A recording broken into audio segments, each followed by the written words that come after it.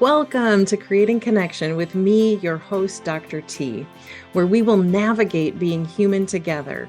We'll do this through conversations, exploring the challenges and joys of life, uncovering insights and strategies to create meaningful connections, to foster personal growth and find solace in the collective wisdom of our diverse community. Drawing from a unique blend of academic expertise and personal experiences, I will dive into the joys and complexities of aging, death, dying, grief, and body image.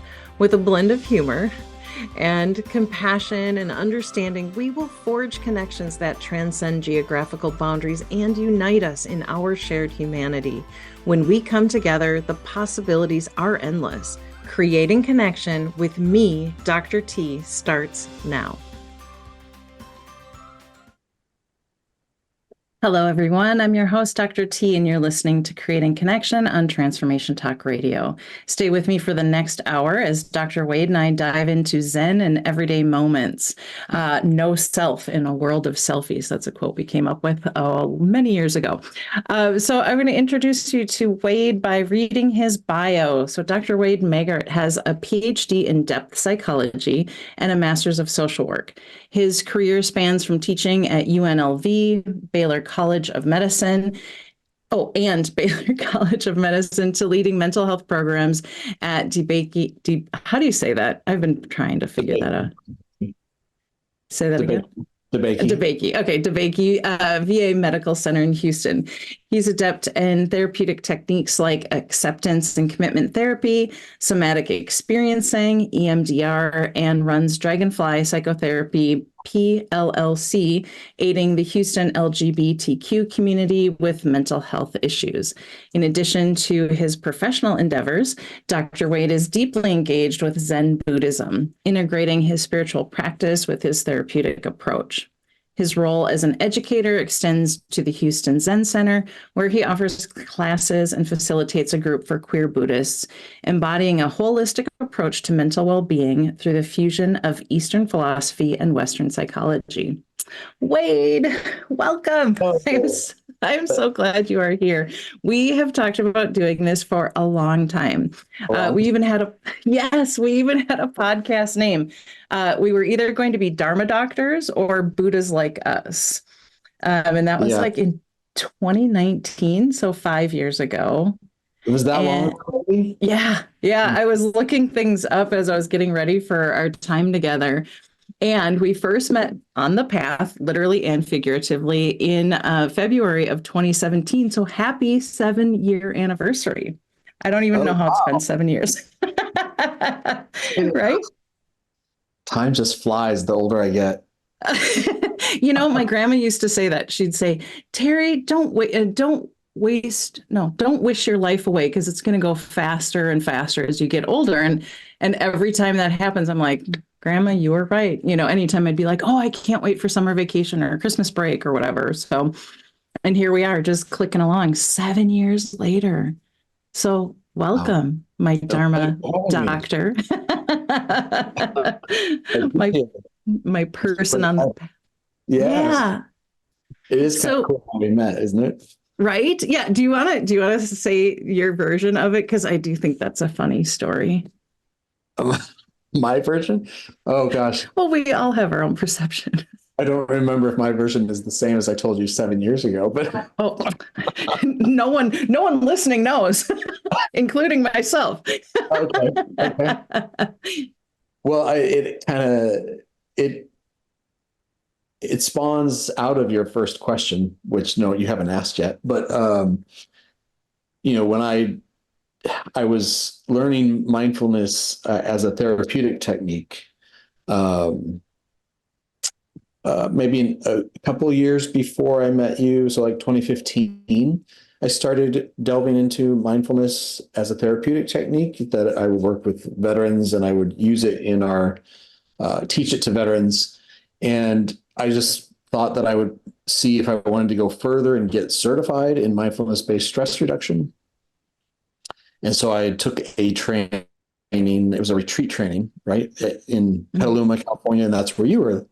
And I just remember, if I recall correctly, people were introducing themselves, and were they introducing other people as well?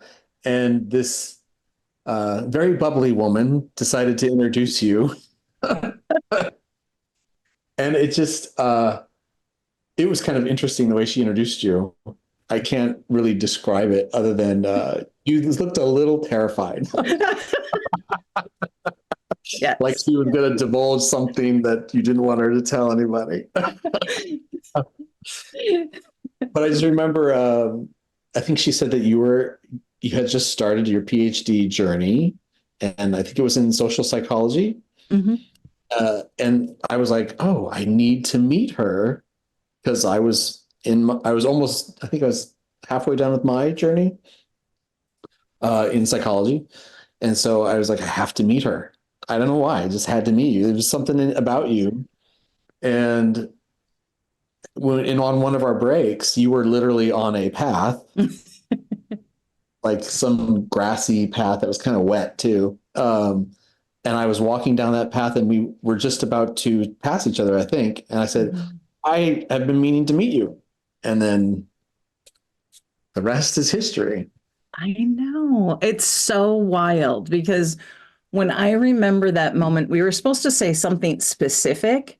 And somehow this effervescent, wildly enthusiastic woman started talking about she wasn't answering the question. And I get very much like accuracy and let's be like, follow the question. And then my first thought was like I was mortified. I was like, I want to be a meditation teacher and I can't even get this one woman to answer correctly. Like, I don't know why I took it on, but I was so mortified. But the benefit of that was that we met and we keep saying on the path. So for people listening, like often when you're talking about like mindfulness, meditation, Buddhism, it's like we meet on the path or we'll see each other on the path because we're on the path of, knowledge, learning, enlightenment, whatever that is. But I love that we met on a literal path and you are like a partner as we go through this. And the funny thing is that we met, and again, 7 years later, and texting, talking, sharing, getting on Zooms because we never lived in the same state. We're now finally in the same time zone that I keep messing up. So I think I realized that's why I kept telling Wade, to come on at 10 a.m. and he's like, can we do a time check? I'm like, no, noon. But I was so used to adjusting for it. So we have, talked about things that as we've been going along and wanting to talk about these things as how they relate to everyday life. So you started to allude to how you got onto your mindfulness journey. So you started as a therapeutic practice, but what has continued on, or do you use it in your therapy, or has it been like a personal kind of metamorphosis for you too? Both. Yeah, I think I use it in almost every session every client, I should say. I teach it to almost every client if it's appropriate, they seem like they would, I think everyone would benefit, but that's my bias. But I understand a lot of people aren't necessarily ready for it, or they have misperceptions about it, which we talk about. And then, they still may not be ready just yet. So I just wait till they are. But yes, I think it's an essential tool, especially for people that want to get into trauma work. Mm. Because trauma work, the work itself, processing work of trauma is very constellating. I'd rather use that triggering, but constellating for people, it's very emotional, very exhausting, very scary. And, they only see me for like 45 minutes, and to do some processing in 45 minutes and then just for me to kick them out the door and say, no, go live your life for the next week or two. I don't think it would be fair if I don't give them a foundation first of skills they can use to ground themselves and to de-escalate themselves. So I do a lot of upfront, what we call resourcing with mindfulness, as well as other exercises, somatic exercises, which are all very mindful. So we do a lot of groundwork in grounding people, giving them tools, right? that they can access when we finally get into trauma work and they leave my office and they need something to rely upon to keep them stable. So yes, I use it a lot in therapy. And then in my personal life, yes, I try to meditate every day. Don't always get there, but I meditate every day. If I'm not doing it formally, I'm almost always doing it informally. Yeah. Could you talk about the distinction there? Sure. So the formal is what most people might think of when they hear meditation, right? Is sitting on a cushion, oming out. You have your little mudra. That's formal practice. It doesn't always have to look like that. But yes, you're sitting on a cushion. You have a dedicated time that you're going to do this and practice. That's formal. Informal is, it's kind of like what people say when you take yoga off the mat. You take the meditation off the cushion and you're in everyday life. And I could be walking down a street and say, oh, where are my feet right now? Mm-hmm. How does the wind feel on my face? What's the temperature? How's that feel on my skin? Mm-hmm. That can happen anytime during the day. Yeah. And then noticing, because I'm kind of smiling when you're like, oh, pay attention to the temperature. You live in Houston. And sometimes I get texts where it's like ungodly, like so hot, so humid. And then I'm up here in the north and have some different experiences, not this year with winter, but yeah. So it's not only paying attention, because those things bring you in the present moment, right? Like, where are my feet? What am I feeling? What am I noticing? What am I hearing? That's like, you can never be in a previous sensation or in a future sensation. It's right here. But then what's fun for me, because I'm always all about like unpacking non-judgment, because then it's like there's almost an instant like awareness of like, oh, I'm here. Oh, it feels cold. And then a judgment, and then a thought and an emotion. And sometimes it's like, oh, this will never end, and then, you can get so caught up. So it's that practice of, yes, being present, and then noticing what you're thinking about the present moment. And then next expert level is not judging the judging and just going like, oh yeah, I have some thoughts about this. Absolutely. Yeah, that's definitely another level, is noticing, I like to call it thoughts as sensations. Ooh, say more. Well, just that, we have the five senses, well, the five obvious senses, then, you have interoception and proprioception, what is that? I forget how to say it. But, the sensations of your bodily system, digestion, etc. But then what I like to add, it's not technically a sensation, but thoughts are inevitable. Thoughts are uncontrollable. They just come and go, like a sensation. Mm. So look at a thought as like you're getting an itch that you have to scratch all of a sudden, right? You just sit with an itch and not scratch it. You can watch the whole wave of that itch, right? It'll come and it'll go. Same with thoughts. If a thought comes in, you just notice, oh, I'm having a thought, and you just watch it kind of come and go. Yes, I haven't thought of it that way. I like that description, because itches are wildly hard for me to sit with. I'm not a patient person to watch that arise and exist and like move on. I don't have a lot of zen or cool around that.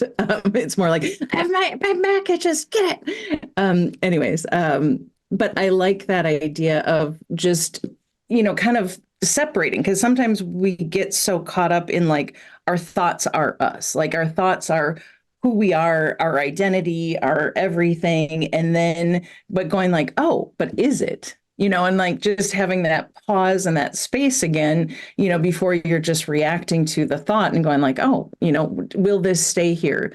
This sensation of anger or irritation, and to notice it. And it is simple, not easy. Like, when you're in like maybe an interaction with like someone close to you in your life, maybe partner, someone, and then you have like a thought or an emotion, And it's hard not to go like, it's always this way, or it never is this way. And so you can kind of start watching your mind go into the extremes from one end to the other, and then going like, well, what's the facts right now? Oh, the fact is, whatever, whatever that is. They didn't load the dishwasher correctly.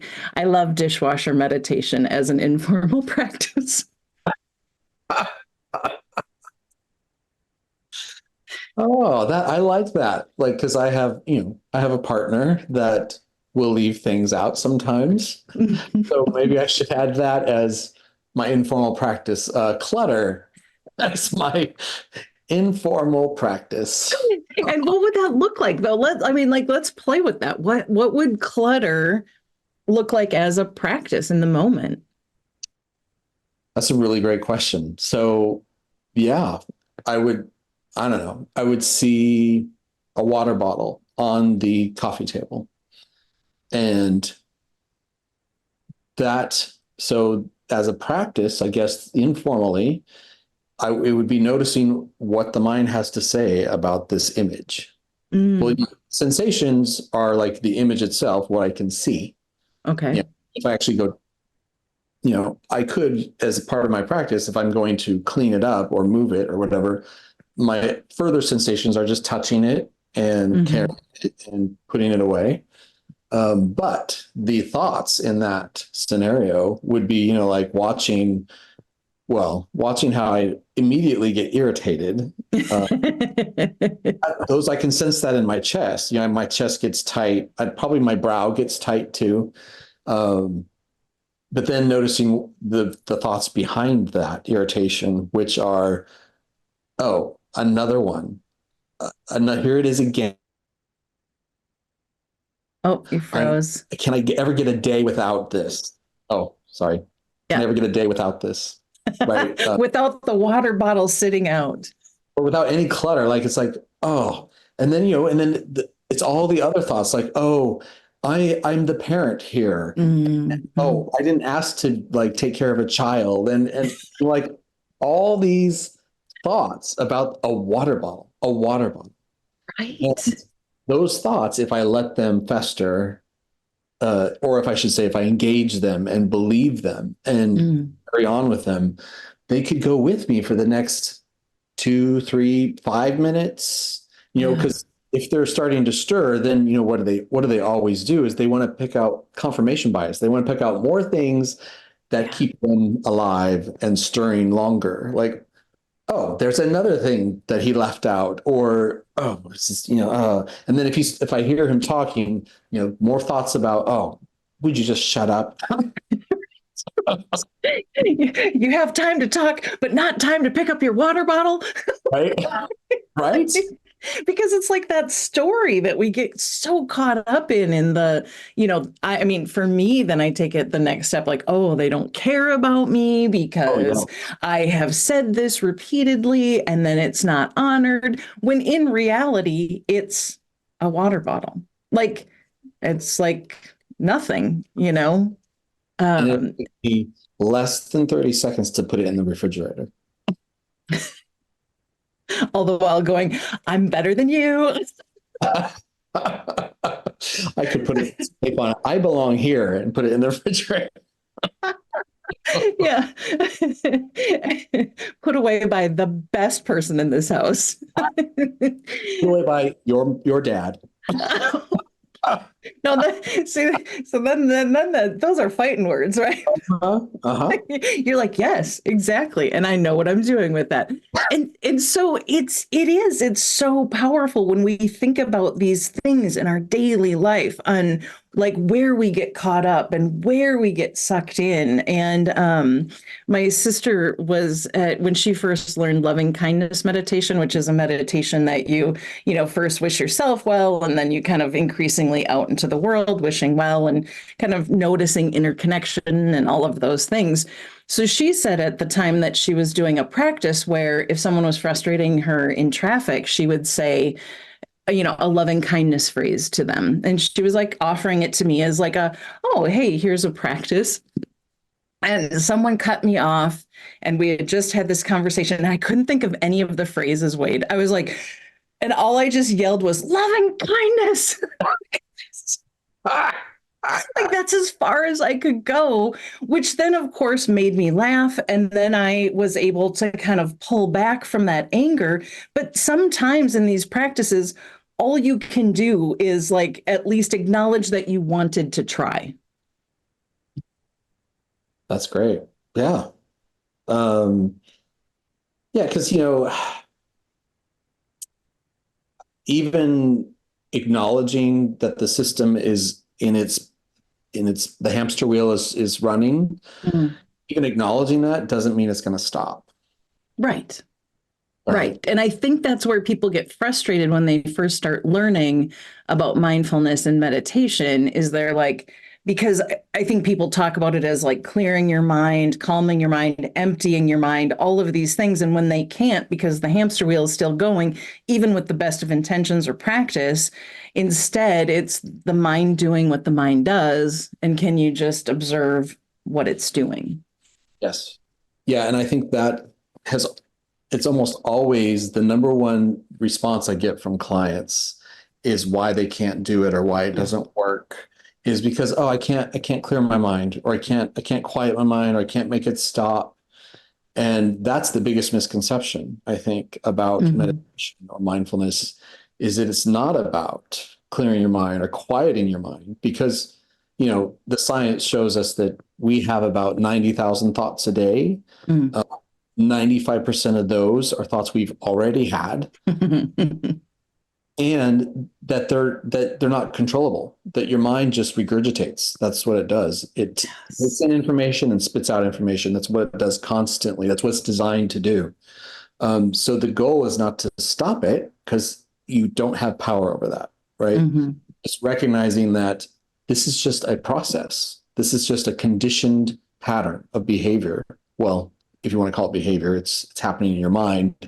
Right? It's just a conditioned thought pattern that just it's on a wheel, literally, and it's a loop, and it just comes around, Mhm. comes around, comes around, comes around. And the goal is just to see that and then try to redirect the mind to what you can actually, sense, touch, taste, hear, smell, taste. Yeah. I tell people that's the actual practice. It's like flexing a bicep, flexing a muscle, redirecting the mind back to your anchor point, whatever Mm. it is you're focusing on in the moment, is the flex. Yeah. Yeah. Yeah. I like that. And you do that, it's like you're growing your mind muscle to be Yes. more full. And to continue on to that, you don't just go do one bicep curl and go like, "Oh, I got muscles."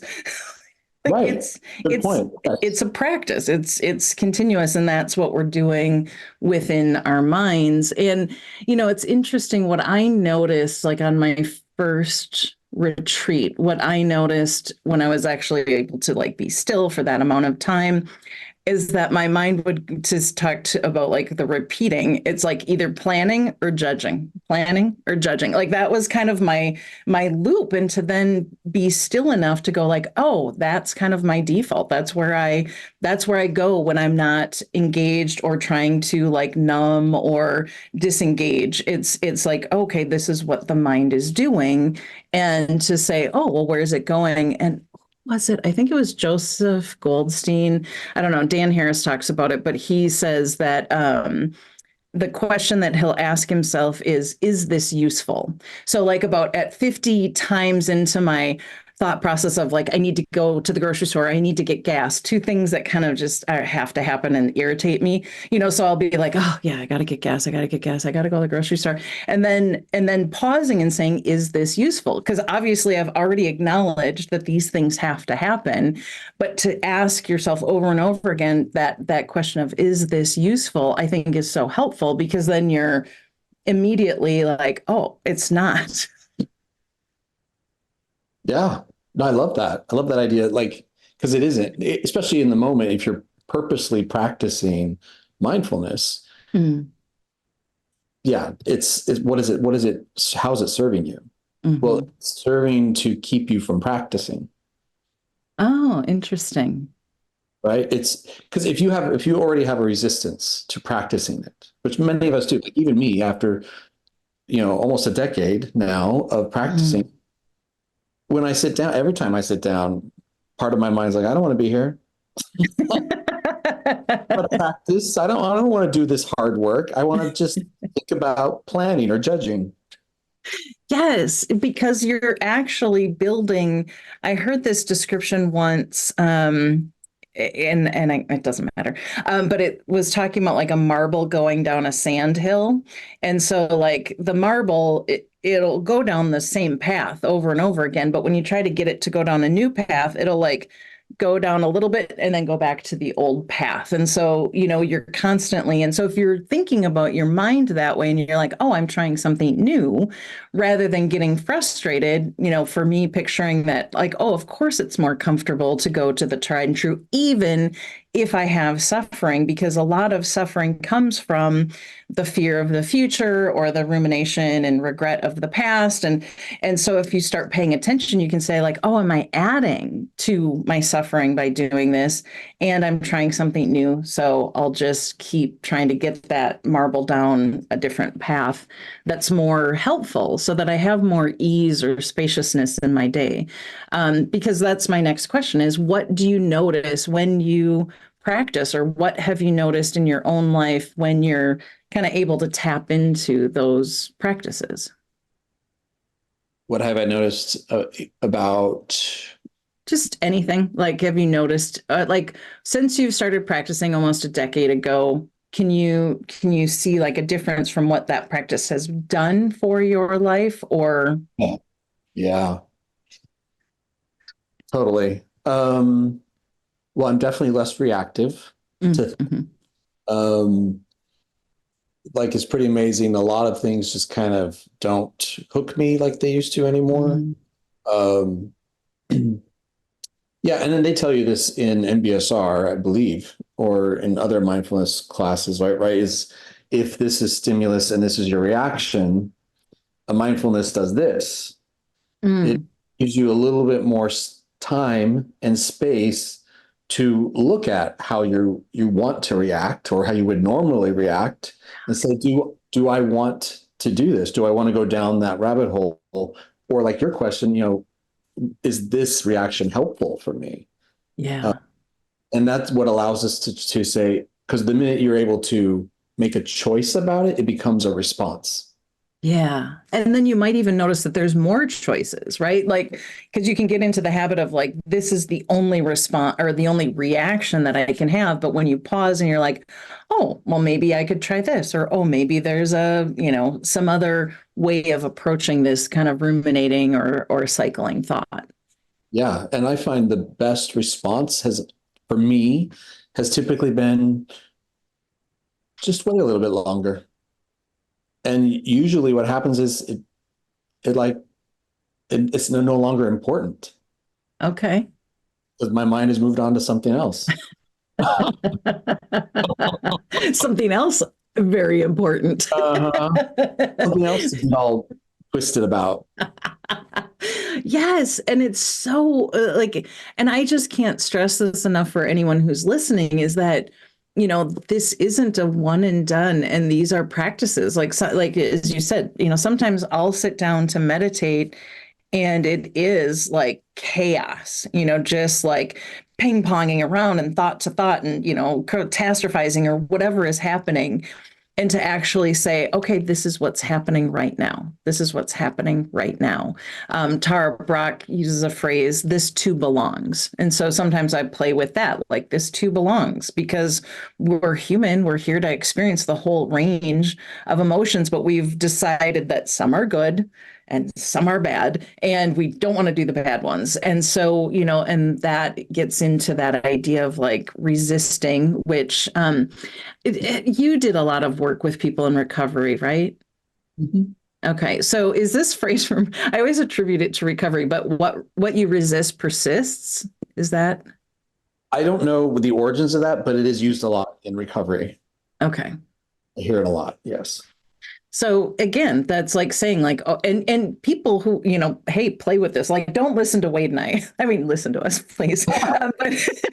But like, really, I would love for people to experiment with their own lives to say, like, what happens when you say, oh, this is a thought, or you did a great example of like, where do you feel irritation in your body, and start getting curious about those present moment experiences, and then just see what happens. Because I also have people who I've worked with who have said, well, I tried it and it didn't get better. And it's like, because then that gets into this whole premise of, I'm doing this to try to get to someplace or somewhere. And have you had people talk to you about that? And what do you say to them? Right. Well, yeah, that's an expectation. And with expectation comes disappointment. They're connected. It's connected. It's just can't have one without the other. Um, but you remind me of, they say that in this practice, mindful self-compassion, which is another evidence-based training. And I hope I get this right, because I'm not as fluent in that. We don't practice compassion towards itself because we want to feel better. Because we're feeling bad. Oh, okay. Right. So we practice this self-compassion, which is being mindful and being like thoughtful to yourself, compassionate towards yourself, like just being loving, and sitting with a difficult emotion or feeling and in a kind way, like you're not resisting it, you're just allowing yourself to feel it and saying it's okay, feel it, it's okay, like you're being like you would a child that's experienced negative. You just say it's okay, you can feel this. You're not doing that so you'll feel better. That's a goal that gets you out of the actual experience, because now it's directed, where mindfulness is not a direction, it's just a moment. Right. So we're doing this to be compassionate towards how we feel, which is negative. Yes.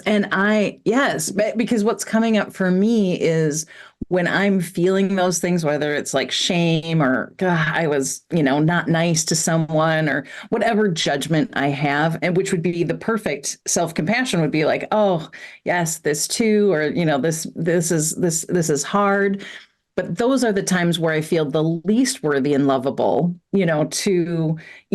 and so like that, I think that practice can feel like a big sweep to go like, oh, I'm going to be kind to you. That's why I keep a picture of myself as when I was little up in my office, because then I can like look to her and say like, oh, okay, what I'm saying internally to, that innocent child that I was. And usually no.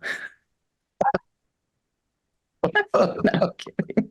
I'm kidding. Always no, because you just can't, you just don't look at that, that expression or that version of yourself as like, a piece of garbage. Like, and you have no. And I mean, well, we don't have an image thing up here, but your picture of you when you were little is one of my favorite pictures. And I didn't have it. Otherwise, maybe I would have used it. But yeah, so to think, and so for people who are listening, that is a great idea, is get a picture of yourself that makes you feel that kind of like tenderness, or like, oh, weren't they cute? Wasn't I adorable? And then bring that to mind when you're trying to offer self-compassion, because it can be hard in the harsh reality of our adult brains of what should be doing and how we should be acting. It can be really hard then to do that pause and offer self-compassion. Absolutely. And I love that technique. And my therapist had me do a similar exercise where he had me find the most awkward or photo of myself that I didn't like as a kid and learn to love it. And through that process, I realized, why do I not like this picture? Because I remembered where I was when that was taken, and all the torture that I was going through in that moment. And Yes. that made me look at it in no wonder I look like that. And no wonder I don't like this picture because I was suffering and no one was helping me. That is next freaking level, dude. Like that is like as you're and I'm picturing. I have pictures that I will even to this day go, oh, and want to just like brush aside. Oh, I What were you hate that you going through told in me those this. moments? Right? Remember what you were going. Yes. You were suffering. That's why the picture came out so awful. I hate this because now I have to try this practice. It seems so powerful and woof, I don't want to do it. Yeah. Wow. Wow. Oh, thank you. I hadn't heard that one. That's next level. So for anyone who's trying, you might start with like a sweet picture and Yes. then work your way up to the most awkward picture of yourself and see what you can offer yourself. Or even if you can't offer, let's say this, even if you can't offer self-compassion to yourself right in that moment, you can just notice the thoughts that come up. So, like going back to that experience that we were talking about earlier, is just like, okay, I'm looking at this picture. Maybe it's not possible immediately to go to that like awareness and tenderness of like everything that you were going through in that moment, but you could just, I mean, or even like my driving example, just go, this is a picture of me. That's the fact. Like, and just maybe even that gives you that little bit of space to then, working with it some more, to seeing the judgments, to then expand out. And I think maybe Absolutely. that, yeah. Yeah. Or like you said, just sitting with the emotions that come up as from looking at it and how they produce in your body, the sensations of those emotions, like the Yes. or judgment, or like notice how that hits your body. Yeah. Often a pit in the stomach or a slump in the shoulders, or notice how you maybe have this urge to look away. Like Oh, just notice how it all lands. You don't have to practice, oh, who was I in that moment? Just what's so difficult. Let me sit with this difficult experience as I look at this. mm-hmm. Yeah. And if you are a writer or a journaler, I've actually had, a picture up and I've written a letter to my little self and just like stream of consciousness, not like I'm trying to give advice. I don't know what I'm doing, but I'm literally just like, what would I have maybe wanted to hear at that time? What would I have, what do I think now when I look back at those things? And just, not censoring, but kind of the practice is to what I like to do is set a timer and then just write without stopping, and just see what comes up. I like to Um, call it a time traveler letter. oh, is it? I didn't know it had a name. Yeah, like if you went back in time and you could talk to yourself in that moment, what would you say? Or if you were that young kid, what would you want your older self to say? Mm, yeah. Yeah. Do you ever? I used to have my gerontology students write a letter to their future self. Have you ever done that? That's interesting. Uh, Oh, some of them, I mean, just tears. I mean, some phoned it in, of course, they're undergrads, but some people really took this to heart and I would cry grading them because they were so beautiful. that idea. I'm like, what? Right? I know. What would you say? Something to think about.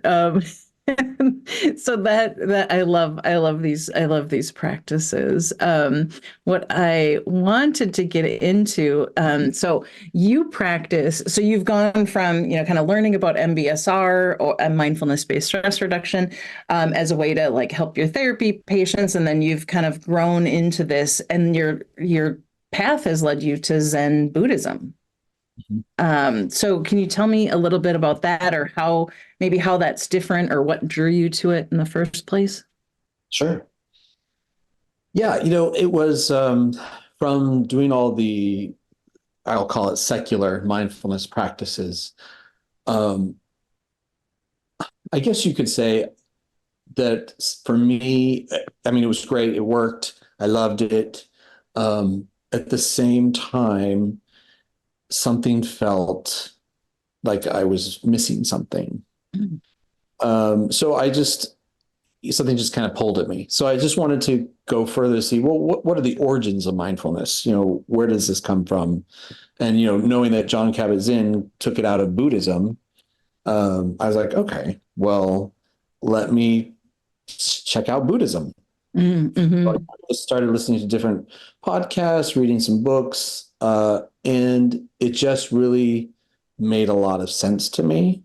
Um, just some of the principles and the foundations about Buddhism and suffering, and mindfulness is a basic, the foundation of Buddhism, because it's a way to alleviate suffering, and that's the principle of Buddhism, is that everyone suffers. Mm-hmm. And that the way to alleviate it is through mindfulness, which is true. It's proven scientifically, and it's true. So what I love about that is some of the principles I learned about or read were very in line with Western psychology, like a lot, very similar. And that just made a lot of sense to me, because I'm a depth psychologist. I'm a social worker. I practice therapy, and all the foundations or techniques in Buddhism for alleviating suffering and living a wholesome life are just in line with psychology. So that's what kind of really got me interested in Buddhism. And I wasn't really assigned to any particular sect of Buddhism. Like I didn't know about all of them, first of all, but I had moved from Las Vegas to Houston for work. And by this point, I had already learned about what a Sangha is, which is a community of fellow practitioners. And I learned about how a Sangha helps you, helps your mindfulness practice and helps you see more of your stuff Mm. through interaction with other people that are practicing the same. Like when you go on silent retreats together, it really helps you see when you're interacting silently with your community, what comes up, right? Mm. And it's that being with other people like that really helps you see your stuff. Okay. For me. And so I just, when I got to Houston, I was like, I want to find a Sangha. And it didn't matter who Right. or which version of Buddhism it was. And in Houston, there's quite a few different temples.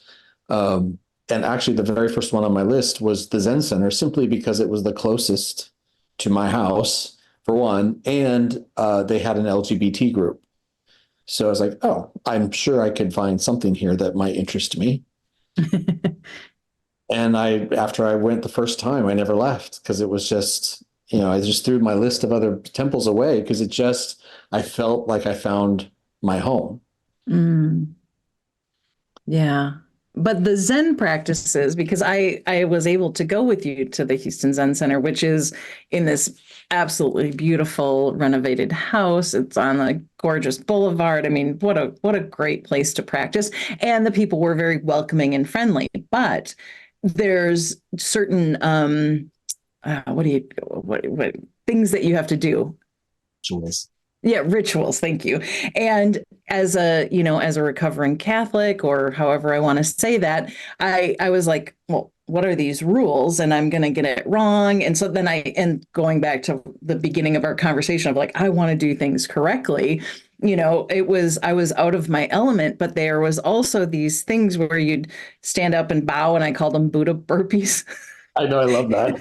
And I'm like, well, how many are we going to do? But there's some intentionality behind, and you can talk a little bit more, but I know you've talked about like how you do dishes at retreat. I don't know, I'm doing a motion with my hands. Okay. Yes. But and sewing your thing. I don't know what it's called.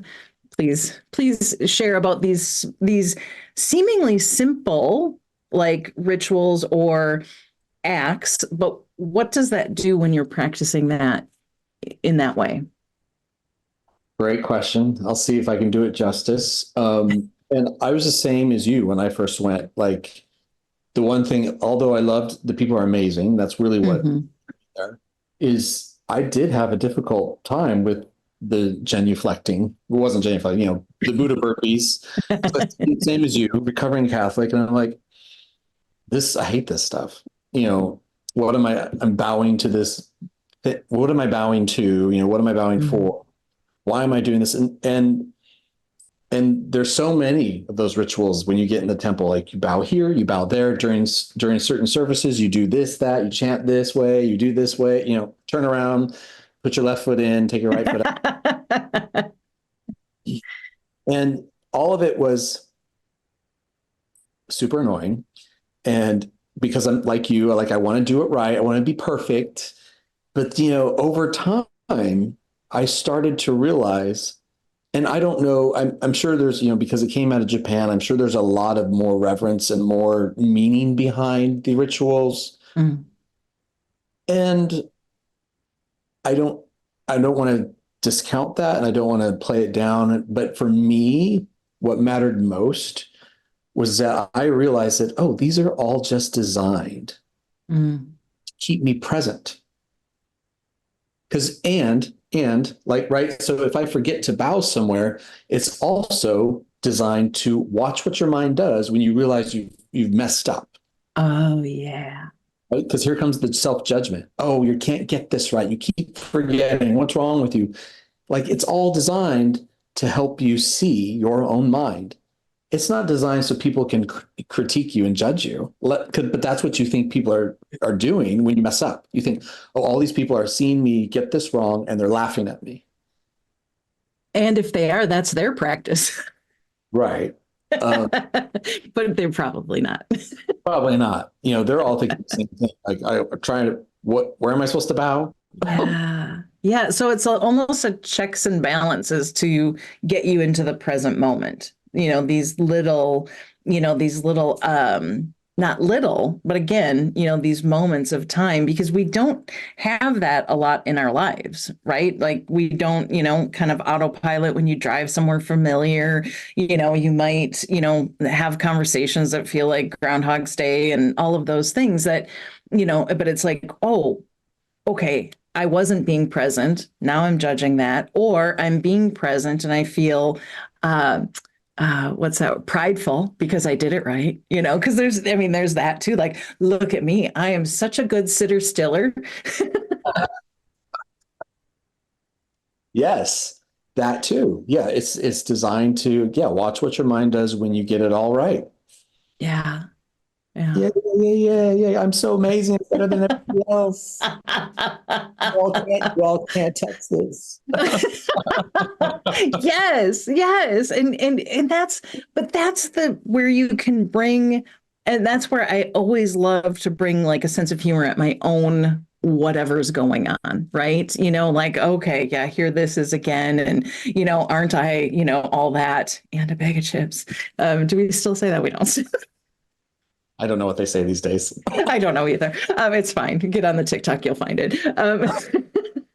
But no, I think the important thing is that, as people are either entering or in their practice, to just, what can you bring? Like with curiosity, maybe a sense of humor, some kindness and compassion. You mentioned big ones and notice when you're not able to, because that all of life is the practice. But I like what you're saying about like Zen Buddhism, that, it's giving kind of like in the moment, real like opportunities to see your stuff. What do you have with your judgment? What do you have with your judgment for self or others?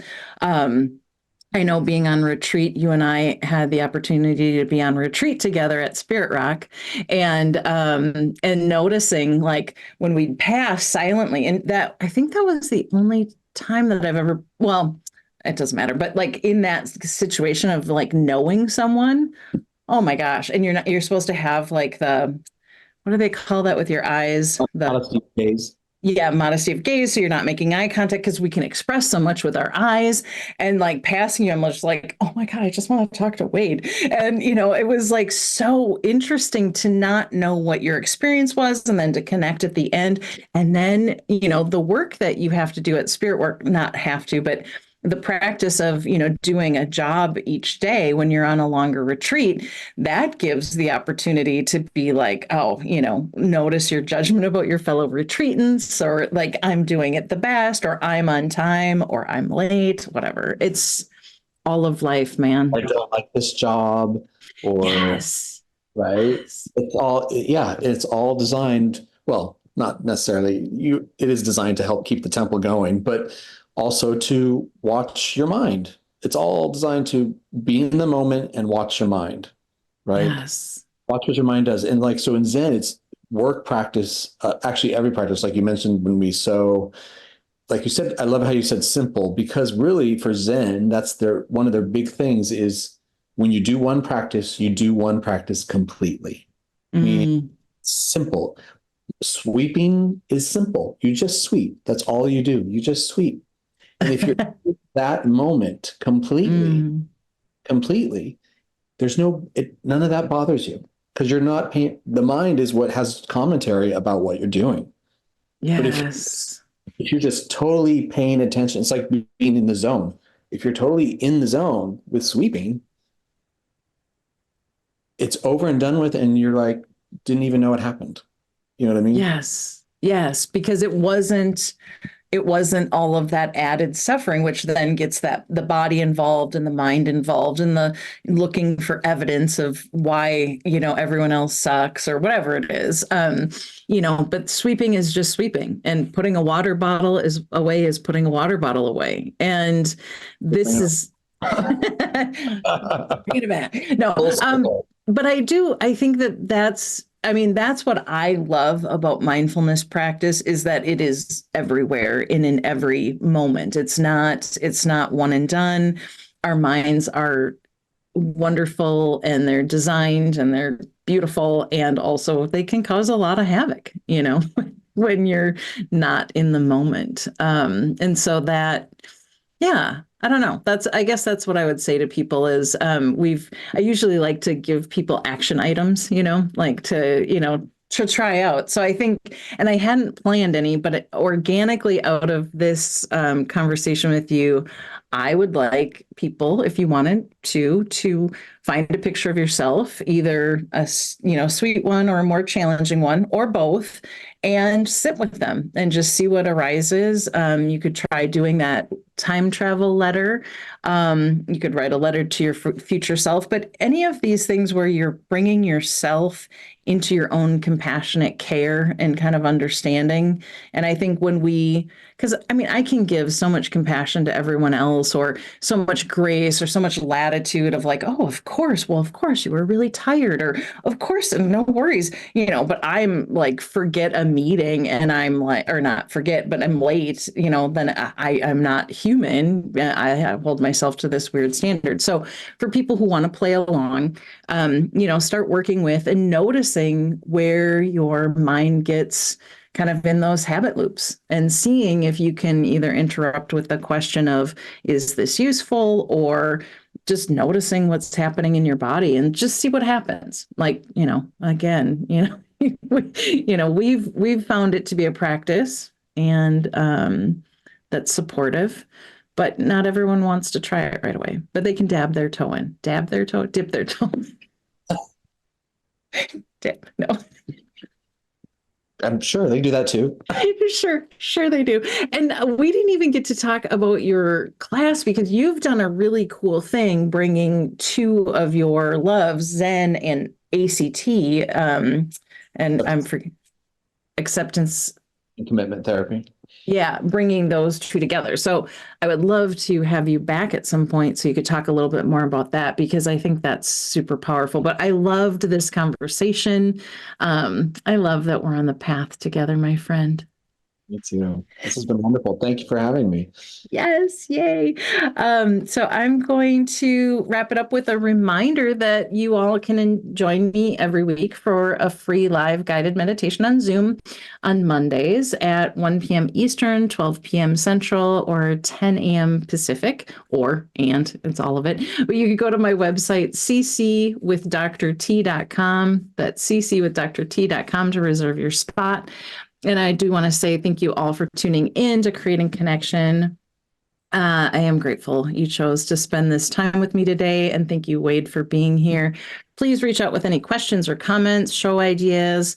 It helps me if you share the show, and you can join me on the first and third Wednesdays of every month at 1 p.m. Eastern, 12 p.m. Central, and 10 a.m. Pacific. And until then, take good care of yourself and others. See you back here next time. Bye. Thank you for listening to Creating Connection with me, Dr. T. You can join me by tuning in on the first and third Wednesdays every month at 10 a.m. Pacific on transformationtalkradio.com, where we will navigate being human together.